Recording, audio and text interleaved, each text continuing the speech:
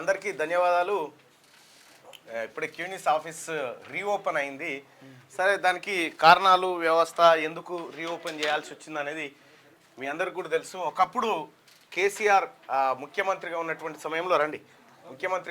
సమయంలో క్యూనిస్ని టార్గెట్గా చేస్తూ ఆయన అల్లరి మూకలు చేసినటువంటి విధ్వంసంలో క్యూనిస్ ఆఫీస్ గతంలో ధ్వంసమైంది. అయితే కేసీఆర్ గద్దె దిగిన తర్వాతనే ఈ క్యూనిస్ ఆఫీస్ని రినోవేట్ చేయిస్తా అని చెప్పి శపథం పూనడం జరిగింది.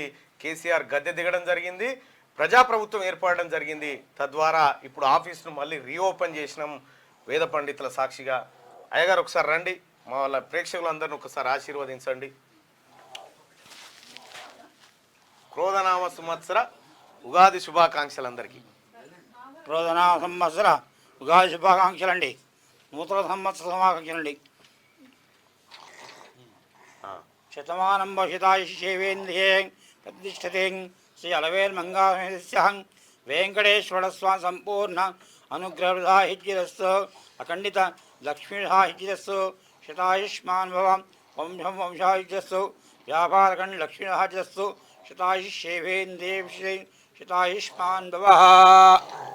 ధన్యవాదాలు. మొత్తం మీద మంచి జరగాలని చెప్పేసి శతమానం భవతి శతాయుష్ శతేంద్రియ ఆయుష్ శేవేంద్రియ అంటారు. శతాయుష్మాన్ భవ. చాలా మంచిగా జరుగుతుంది. ఈ రోజు నుంచి మంచి మంచి రాష్ట్రం సుభిక్షంగా ఉండాలని ఉండడానికి ఈ కార్యక్రమాన్ని జరిపిస్తున్నారు. కావున అందరూ తప్పకుండా చేసి ముఖ్యమంత్రి గారు ఆయురారోగ్యాలతో ఉండాలి. ముఖ్యమంత్రి గారు, గవర్నర్ కూడా ఆయురారోగ్యాలతో ఉండాలని ప్రార్థిస్తున్నాము. రైట్, ధన్యవాదాలు.